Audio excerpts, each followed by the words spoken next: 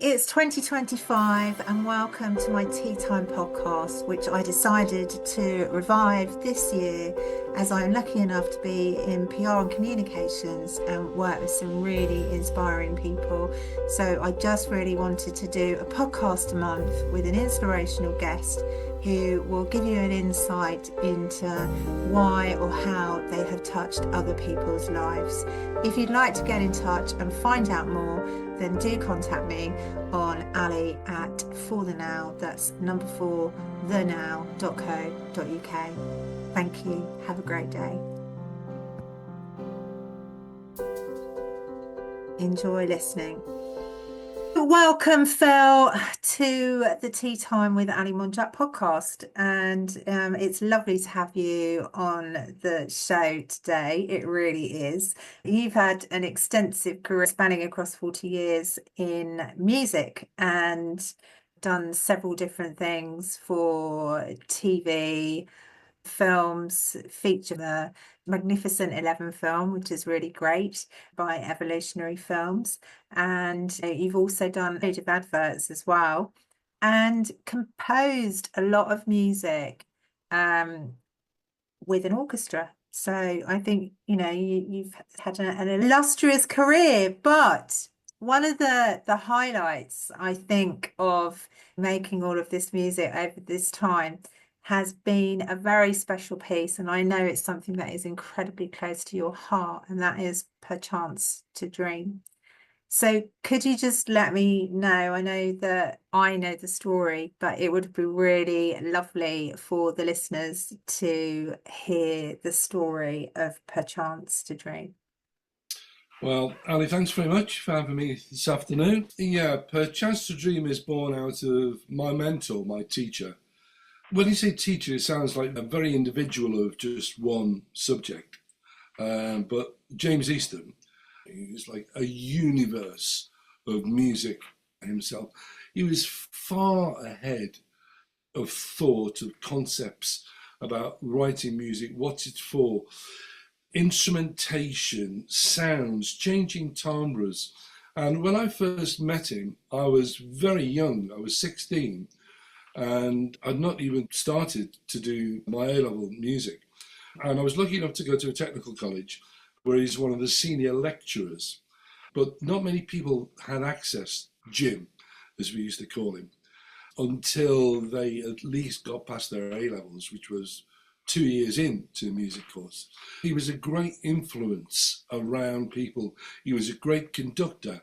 He was a wonderful pianist. He could play all the Beethoven symphonies. He was a wonderful conductor, and he was in charge of several choral societies, including Formby and Salford. When you grow up with somebody like this, and your concept of music is so limited, it makes him a god, practically, until you get to know him more, and get to know him more, and get to know him more. And I had 2 years of watching him and getting a chance to ask questions, and then had another 2 years doing diploma work with him, and composition and conducting as well. There was just no part of the musical science that he either couldn't explain or even enlighten, like a new concept that you would never thought of, like playing in an ensemble with the same phrase but blindfolded with bars rest in between. And you had to count the silences together in a musical tempo to play this phrase together. And it required an awful lot of concentration and thought. But all these little tiny concepts he had all the time were his kind of invention and thoughts about music. We kind of finished up for about a year or two. He stayed at this technical college in Liverpool, and I left to go on and do some teaching. And then I stopped teaching, and then I wanted to do a further postgraduate, so I went to the Royal Northern College of Music in Manchester, only to find that he'd just taken up a lectures post there. So I was able to still have access to Jim. And things went on. Even though I was playing trumpet at the college, I was also studying conducting with him at the same time, kind of privately on the side.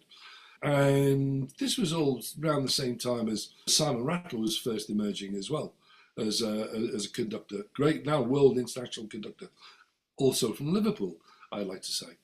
Anyway, our relationship carried on and off. Even when I went to London, I would phone him, I would talk to him, and then I was in constant contact with him.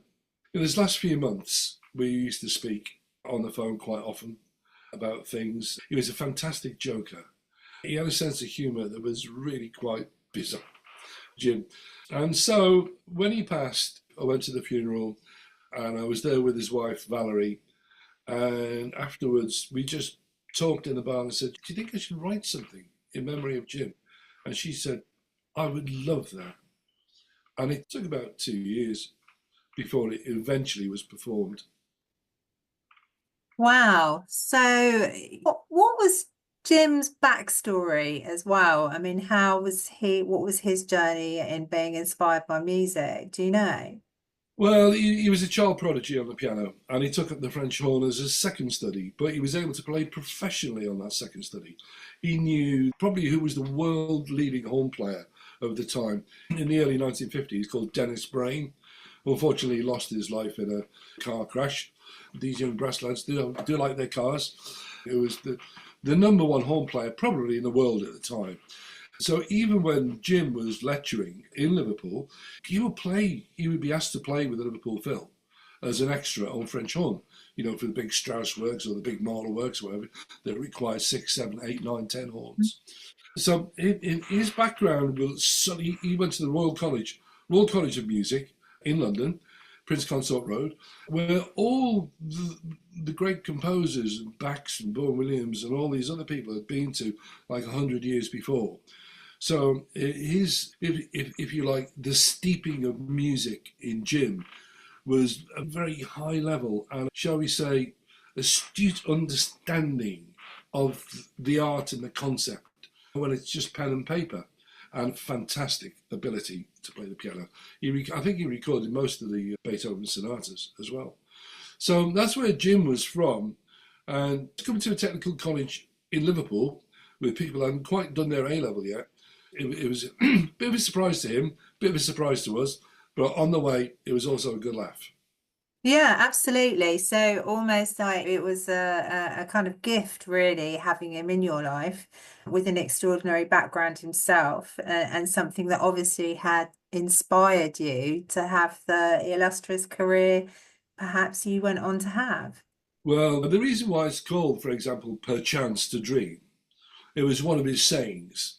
Quite often his sayings were in a musical term, but they were rather sarcastic in a way. So you might be playing something for him and it goes horribly bad. So you would just say, "Perchance to dream," as if it could be better, dreaming about something be better. And there's another a Latin Italian musical term called quasi, which means as if. So, for example, if there was a trumpet part on a score that said quasi in the distance, it meant it's supposed to sound like it's in the distance. So the trumpet player would go off stage to play in the distance. But the thing was, it was as if. So again, when something went wrong when he's playing, he would just go quasi. So, as if it should be right, but it wasn't. The whole thing was around him and his relationship with Valerie, because they met in South Africa. They were both examiners for the Royal College of Music, and they did it around the world, and that's where they met. It was a work for symphony orchestra, and it was a work for choir, and the choir involved was Jim's choir, the Salford Choral Society, and a lot of the libretto came from Valerie, and a lot of the libretto came from me about Jim. And in the piece, there's lots of musical quotes. He liked Beethoven, so I put little bits of Beethoven. He liked to joke, so I put in a horn call from Till Eulenspiegel, but Till Eulenspiegel made many pranks on the villagers, which eventually saw his execution. And there are other little quotes in there as well.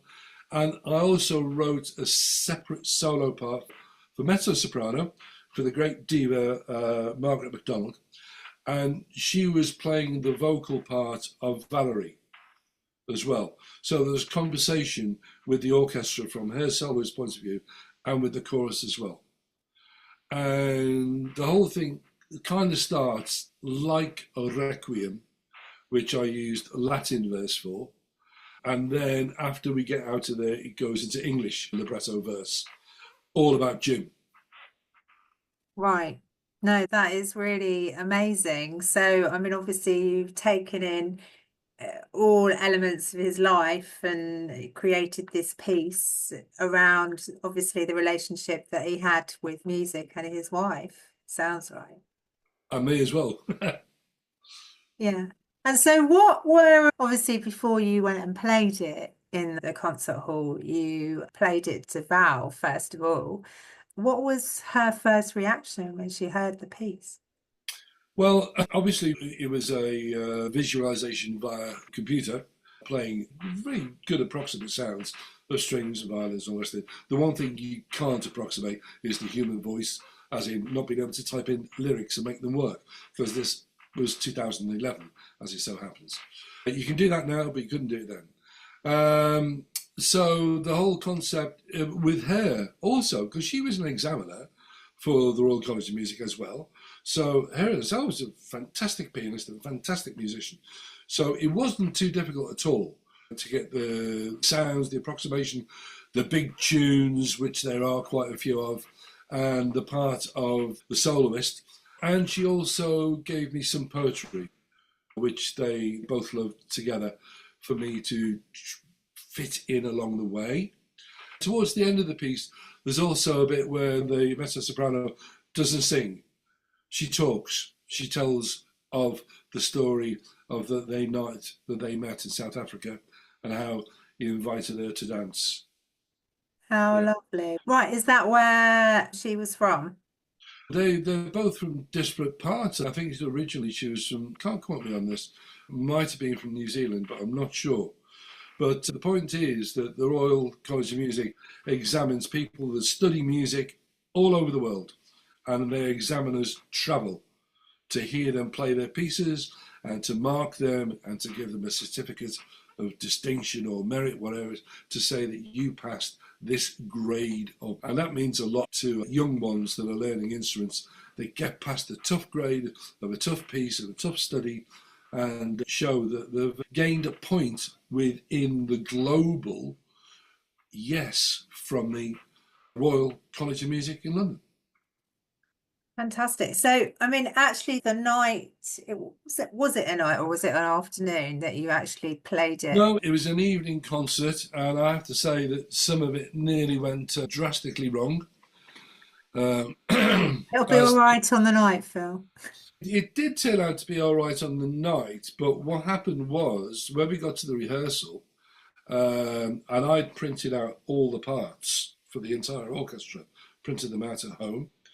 So we only get one rehearsal of this, yeah, Mm. and that was it.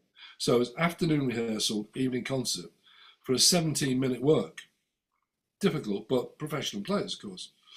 And anyway, I'm conducting at a certain point. I think we're about sort of 9, 10 minutes in, and none of the violins are playing.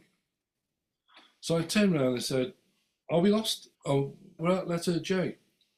We haven't got letter J. Okay." I said, "Pardon?" And I looked at the violin parts, and in all the violin parts were 2 pages missing. What happened? I had to go to the college reception, the office. I had to phone the wife. She had to open all the files, and then she had to PDF them, and then send them up as a file and print them in the office at the Royal Northern College of Music. And of course, all that took time. So there was 2 pages that the entire violin section had not seen until it was played in the concert. Wow. And it just so happens that the 2 pages weren't particularly easy either. But we didn't get to play those 2 pages in the rehearsal. Oh gosh. But it still sounded brilliant. And obviously you've got a recording of it, On video.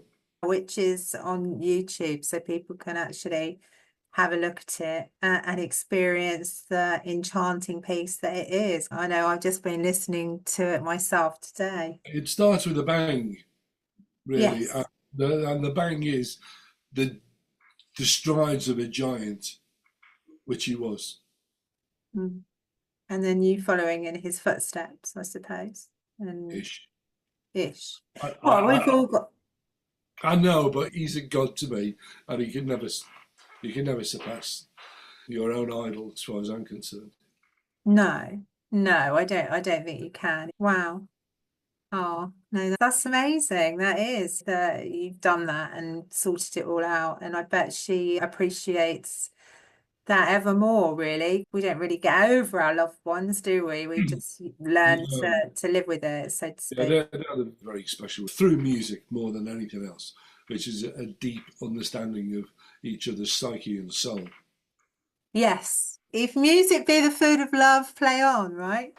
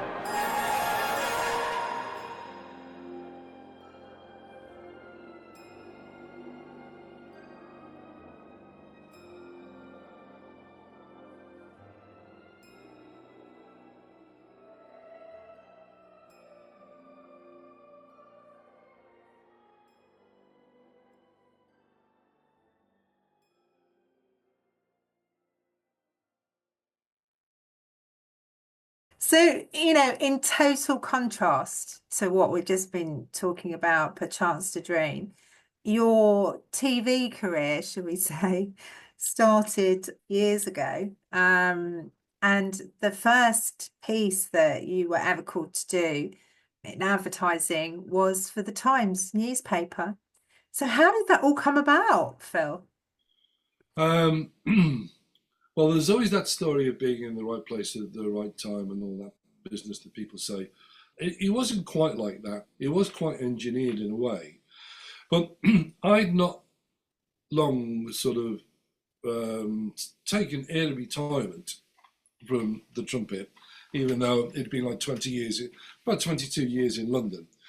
And I was most interested all of a sudden in finding, as I went to record in a friend's house, that you were using a computer and a reel to reel, but the computer bit was an Atari, and which recorded zeros and ones, which is called MIDI, which stands for Musical Instrument Digital Interface. And it would speak to your keyboard that had lots of sounds in zeros and ones, and it would record what pitch, where, how long, and how hard you hit it. And then it played it back to you instantly via playing the keyboard again. So the keyboard would have 8 separate parts or 8 separate channels. So you could have 8 separate instruments, and then you could get it to play those 8 separate instruments so long as you recorded it in the background, yeah, onto the Atari. A bit like this you see here now. And I was fascinated by this, so I went out and bought one. And then I started meddling and this, that, and the other. And then I bought more equipment. And then I was throwing more money at it and more. And then I bought a sampler. And then I bought a mixing desk. And then I bought some monitors. And the bank account was slowly going like this. And then I suddenly thought to myself one day, I'm going to get some money out of this. And then, and being a bit fickle, I suppose, I thought, what's the quickest way? I thought, write music for adverts. They're on the telly, they're off the telly, they're on the telly, they're off the telly. So the music goes like this. Um, and what helped me, I started to make cold calls, and that was totally unsuccessful. Nobody wanted to listen. No, thank you, goodbye, all that business. And then I had a young lady come to the studio one day. She wanted to do a show reel, and she was French. And she spoke about 5 different languages. So she was doing all these voiceovers, 5 different languages. She was brilliant. And her French voice was absolutely so, oh, French. It was lovely. So I said, since you haven't gotten any money, and I'm not getting any money, would you like to try and make a few phone calls, right? We're doing this reel. When we stopped, I'm going to edit. You go downstairs. Here's some phone numbers. There's the phone, right? Just try and blag your way in. And she phoned something out of a book called Spotlight, and she phoned up News International, and through their production line, they went through to Greystoke. And she was saying about, we've got this studio, this composer, and he's doing orchestral music, and nobody's done orchestral music with MIDI before, and la la la la. So anyway, woman at the other end, Romy Holland, I will remember it to my dying day, said, okay, why don't you get him to come in tomorrow afternoon? So I went in the afternoon, I took a tape, and for those people who didn't get a chance to see my shirt, this is a tape of some bits that I actually did for my own orchestral setup, that I was doing my own orchestral accompaniments for me to play the trumpet with, but it was still full orchestra. Took this in, played a bit of it, seemed impressed. She told me that she played the piano when she was young, and she liked Bach. So I said, okay, that's good. And then she turns up with a script that had come off a fax. So it was badly printed, and it was all curly, and it just said, this is what happens. Oh, family in the morning, right, upper middle class, girls going to private school, dad reading the Times, mum does breakfast, boiled eggs, and all this business, getting to school, getting to work. And I said, okay. She said, why not do some Bach and do something else? But she says, I see it as being a busy breakfast morning. So I went home and I did this and I did that and I did the other. And the last thing is I pulled 2 pieces together that I knew and loved that apparently are separate pieces, but they weren't. I knew they weren't. There's 2 pieces by Grieg, one for piano, one for strings. Well, the piano piece was called the Preludium, which is almost like a piano study. It's very, very fast, very, very busy. And the other piece he wrote for string orchestra only, called the Holberg Suite. And the actual harmony was exactly the same. You could put both together and they would work together. And I worked through the night, went back to the office the next day, sat in reception. She walked in and saw me and thought, why are you here, kind of thing? Did you forget something? I went, no, here's the tape, Romy. So you've done something? Yeah, I've done it. Okay. So then I left, went home, had breakfast and all the rest of it. About 2 o'clock in the afternoon, a horrible phone goes, pick it up. She said, what is that last piece on the tape? And then I had to think then, what was the last piece on the tape? She said, it's strings and piano. I went, oh yeah, that's Grieg. She said, we've just got a storyboard and we've gone through the storyboard in each section and each piece while the music plays. And she said, it all works. I said, what we're going to do is we're going to film the sequences, to the music. So there was even bits where the pizzicato went bum, bum, and the mum had a spoon cracking the top of the boiled egg for the kids, ding, dong. And another one where father's reading the stock exchange or whatever it is in the Times, and his finger is pointing out these certain things. Another pizzicato, bum, bum, same thing. And that ran for a whole month. And I believe that the star pianist of the time, Richard Clayderman, phoned up the production office to find out what the piece was, because he wanted to play it in one of his concerts. Really? Yeah. Wow, that is amazing. That is really amazing. And what a compliment to you as well. Well, the great thing about that was because I did that overnight and threw it at them, Mm. right? They were also doing the Sunday Times. They were doing the News of the World. they were doing the Mirror, they were doing the Star, they were doing the Sun, and they advertised every week. And previous to that, they used library music. So they used to find at the last minute, when everything was shot, they'd start pulling CDs out in the studio about an hour before it went to broadcast to find something that was vaguely suitable. So they started to talk to me on about a Wednesday or a Thursday, and I'd be doing 4 or 5 ad tracks between Wednesday and Thursday and presenting them all on the Friday night for broadcast, because there were people who were buying the weekend colour supplement for all of those newspapers. So they'd all have a separate ad and all have separate music tracks.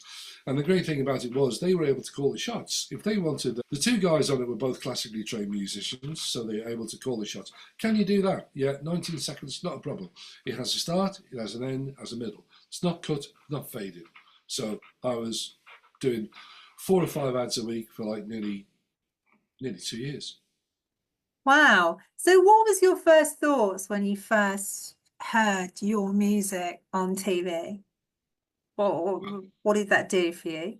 Phone as many people as possible and say, look, look, look, look, look, it's on the telly, it's on the telly, it's on the telly. Mum, it's on the telly. So there was that moment where you thought, here I am, Phil Lawrence, I've made it. I'm, my Well, stuff is out there. in that genre, definitely in that genre, yeah, basically I had a studio for how long? About what, 18 months, a bit longer. Mm. And it's all done on basic stuff. But what really cheesed off a lot of the guys who had studios in London and only worked and recorded live, yeah, I was taking their chips, basically, and doing it about 10 times as fast. Yeah. No, that is the problem. I mean, in the digital world that we live in now, it's got even faster. And as you were saying, we don't even really need, I mean, there's the whole artist thing around it and legalities around it, but you don't even really need a singer anymore. You can just, create one with AI, can't you? So, I mean, that's how far we've come. Yeah, well, I mean, funny enough, you can do it just as quick without. I did a single with a great singer over in Finland, and we put that together in about a week or so. She was recording all the backing tracks and just sending them over to me, and she was working with the backing track that I sent her, and she was putting all the vocals on there, and then I was mastering them over here.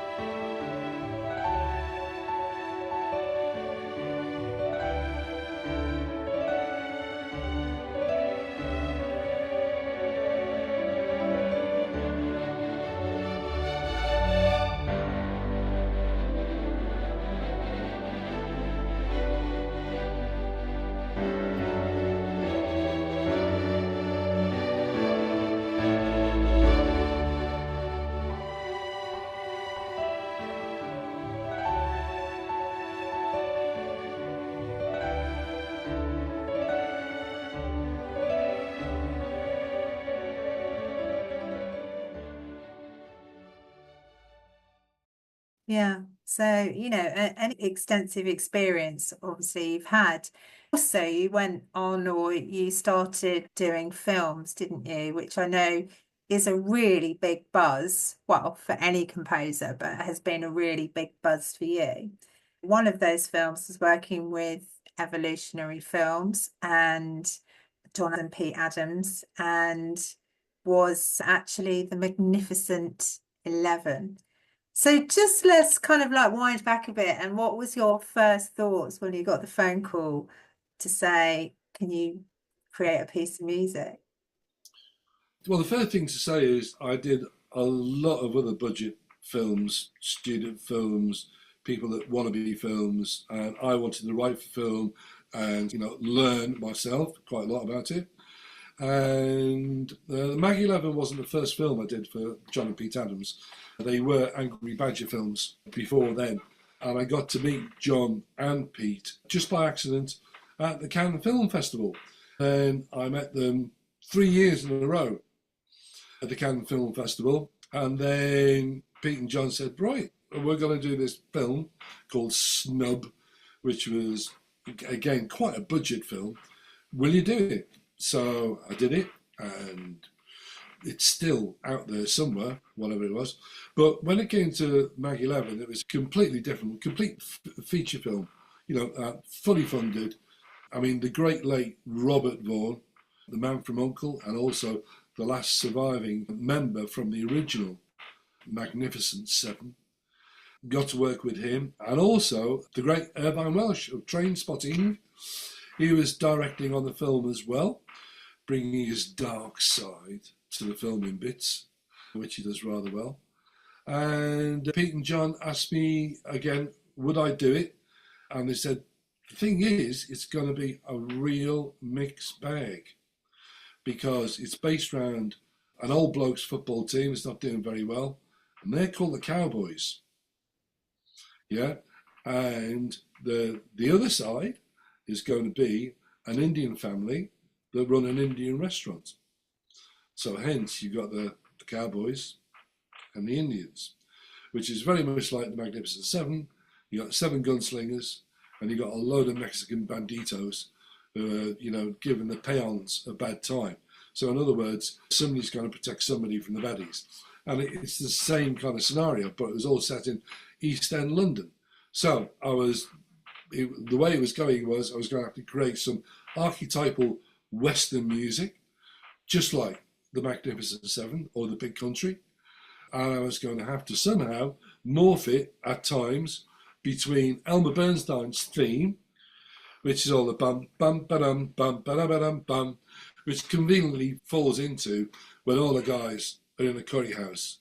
And they're pretty drunk, and they're all singing pum, pum, ba-dum, pum, pum, ba-dum, pum, pum, ba-dum. So there was this thing going round all the time about what was going on in terms of foolish, probably It's Indian going to stuff stay on going my to. brain for a long time now. Yeah, it's going to be stuck. And also, they sing some words to the original Elmer Bernstein tune, which I got to use and we paid for EMI, but we only used it the once, and that was at the end. So the other bits that we're knocking about had to be a little bit more of the normality, shall we say, of people who've got an ordinary life. They're living in East End London, a few marriage problems, a few girlfriend problems. So, you had to pick a bit ordinary kind of knockabout lads, shall we say, music. And there was another situation where they were in a pub and I had to get some kind of a tribal kind of dance from all of them to dance in a row.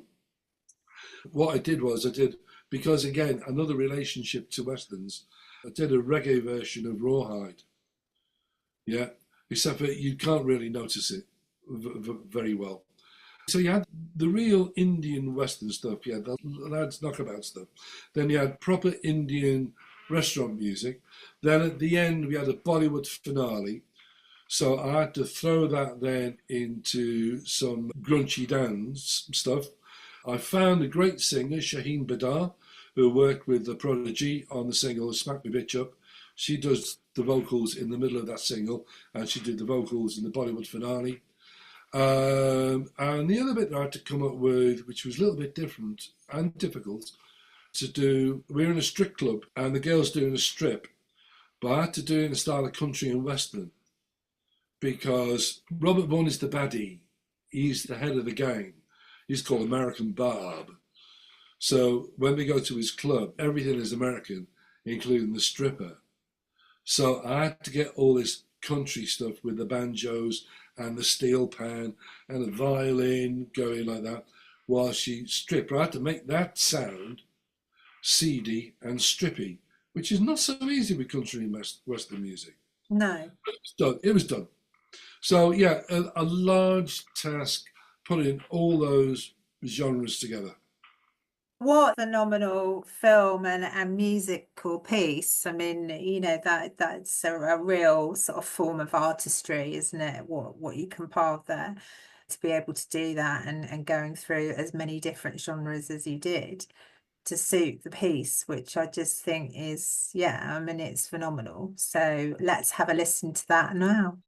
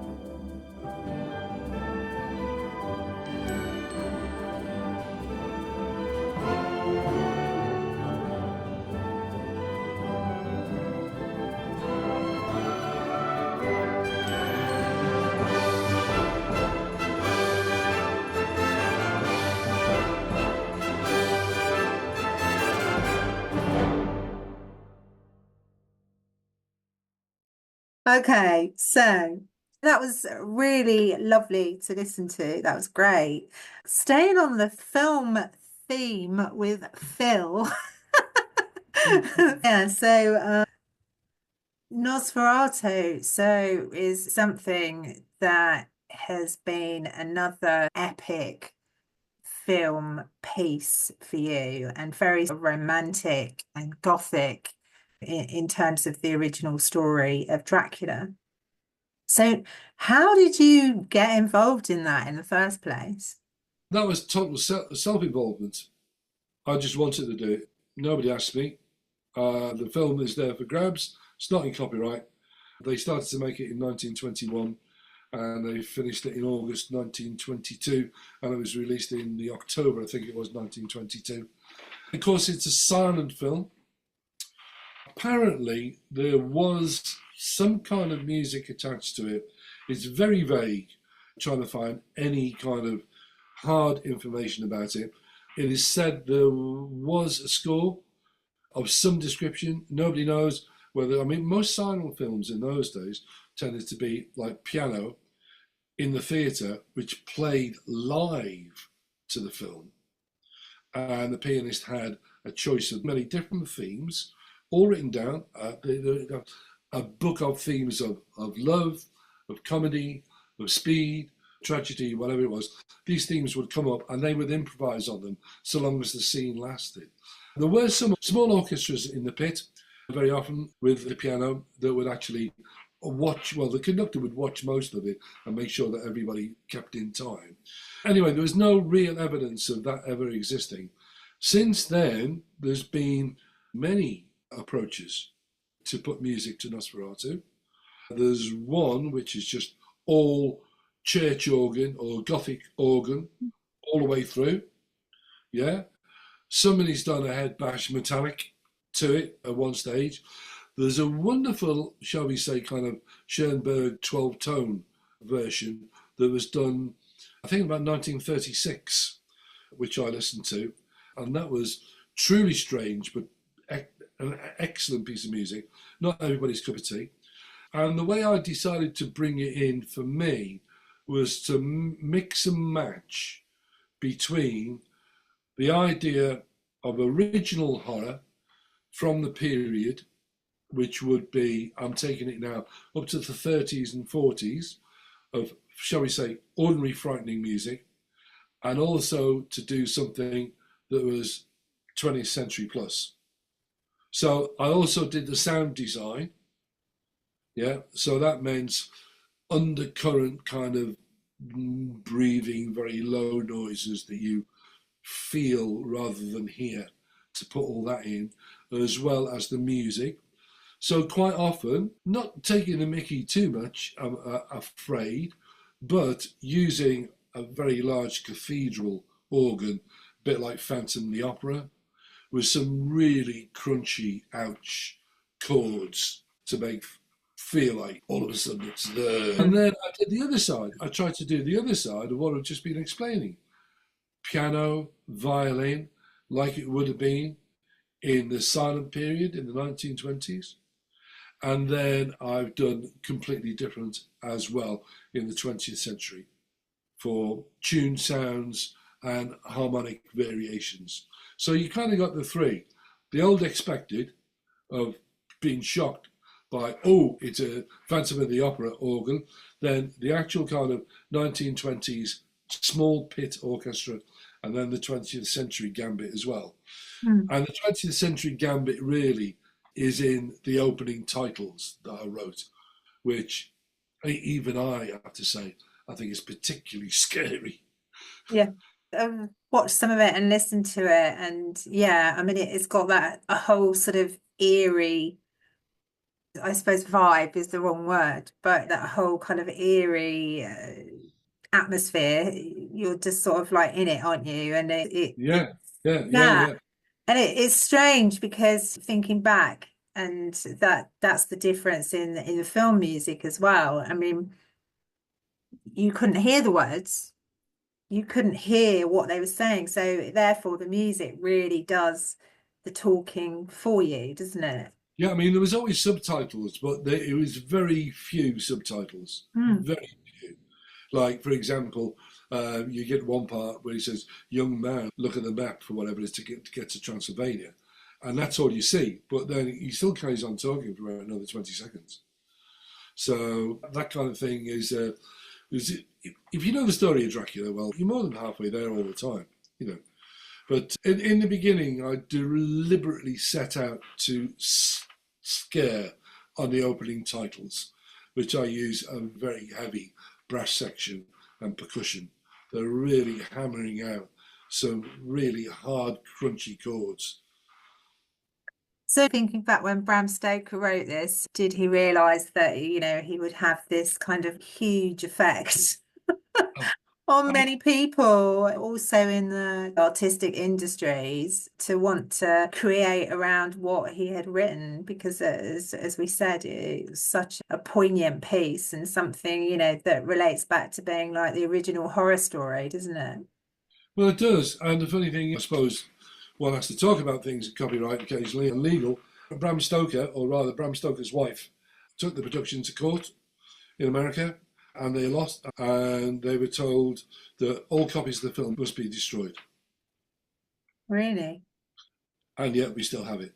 So they didn't destroy them all. No, no. I don't know what the settlement was out of court, but they were taken to court and they were lost. That's extraordinary story in itself, though, isn't it? Yeah, I mean the parody. It's the parody was far too close, including names and he drank blood and he lived at castle and the guy was an estate agent with the same names, Jonathan Harker and me. So, I mean, if you're going to almost copy it, you can expect a problem. They didn't even bother to change the names. That's really interesting. So I didn't know that. So I've kind of learned something new here. That is, so you've got that piece which people can readily listen to on your YouTube channel. And let's just have a listen to some of that now.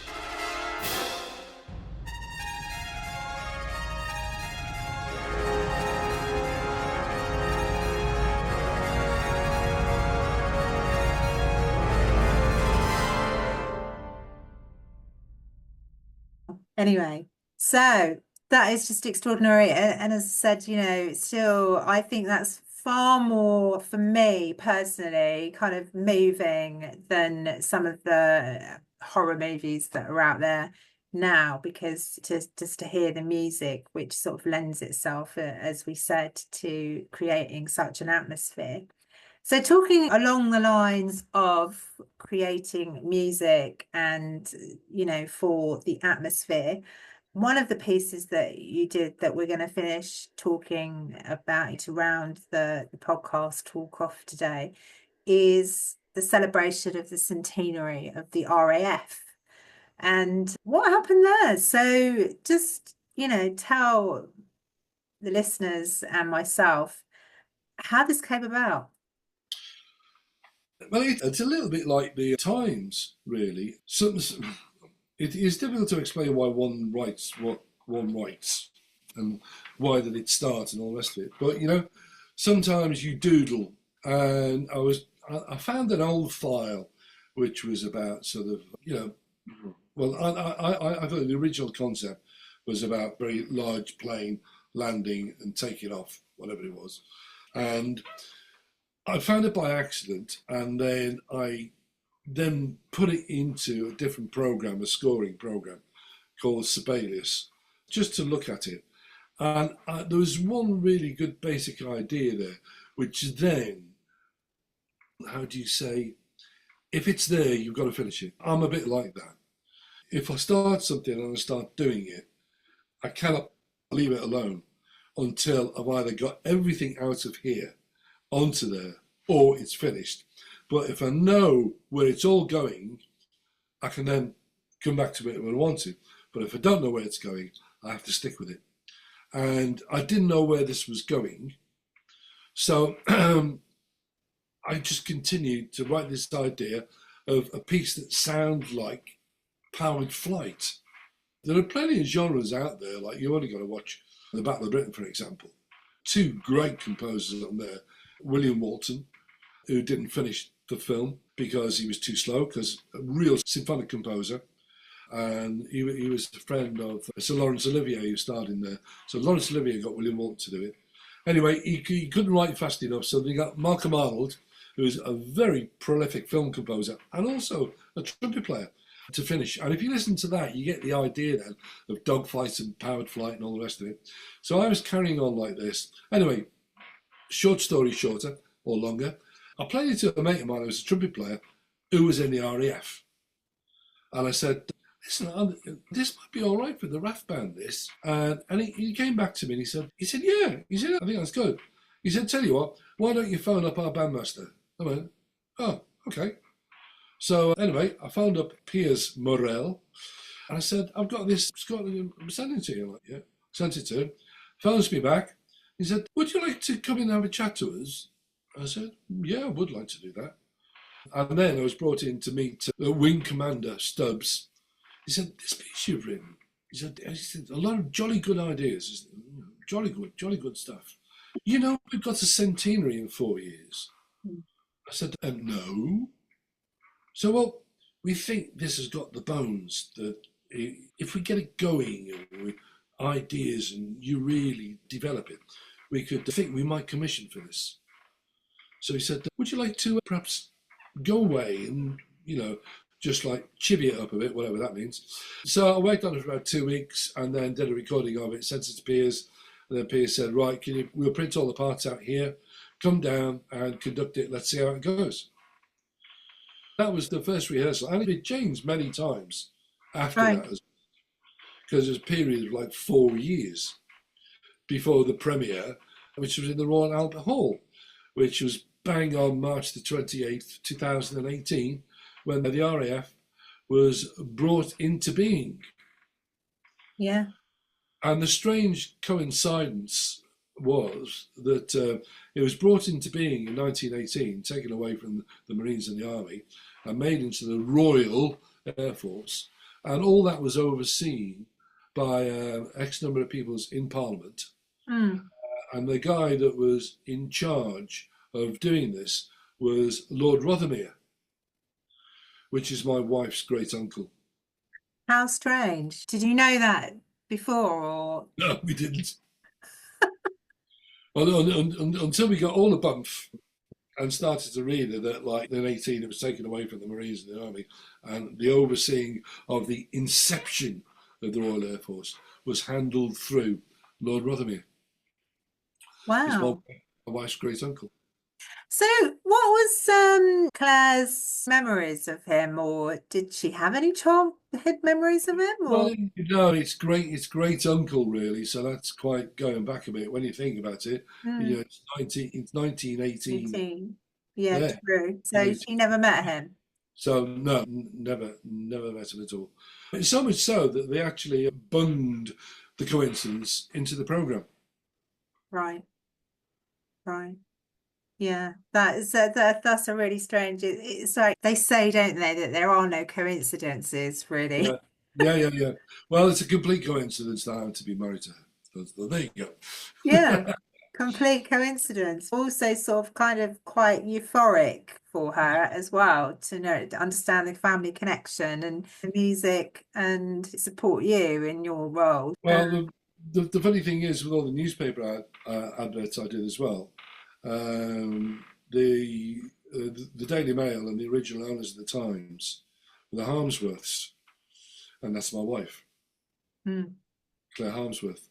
right. So the family not owned Cambridge Northern Air Force. They also owned the Daily Mail and the Times. The Times back in 1796. So they were coming for you, Phil. They were. I obviously married the right person, even though I didn't know at the time. Oh, life is full of surprises, isn't it? Really? Yes. So extraordinary.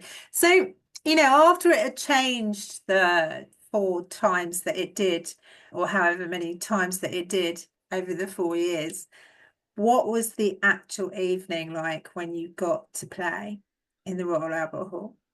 Well, well, to go into the funny thing is, as we're talking now, it's just this afternoon. I'm searching for tracks, and I've actually found the BBC Radio 2 broadcast of the piece. To go to the Albert Hall of all places and to not see another seat empty anywhere, yeah, the royal box is full, and you're looking to like the gods, like not thrice but 5 times up, and it's just people. It's 5,400 and something odd people, and they're sat there listening to your piece. It's just incredible. Extraordinary. I know. Extraordinary. Absolutely. So, Never, will never be forgotten. no, of course it won't be forgotten. And, to celebrate the centenary as well is really quite something to Yeah, do. I don't think I'll get a commission for the next one. I don't think you're even in the shortlist, so unfortunately, but yeah, we'll have to live with that one in the 21st century, right? Anyway, thank you for sharing all of these wonderful pieces of music and conversation with me today, because obviously I've got to know you, but to actually listen to how you've reached different musical scores and how things have come about is just lovely to listen to. It really is. So I really appreciate it. It's been great. Thank you very much. And a lot of memories have come back that I've not thought about for such a long time myself in this Yeah, conversation. I bet. And as I said, thank you for sharing. Great. Anyway, we're going to play out with some of the RAF All right. celebration, the Into the centenary, skies. into the skies.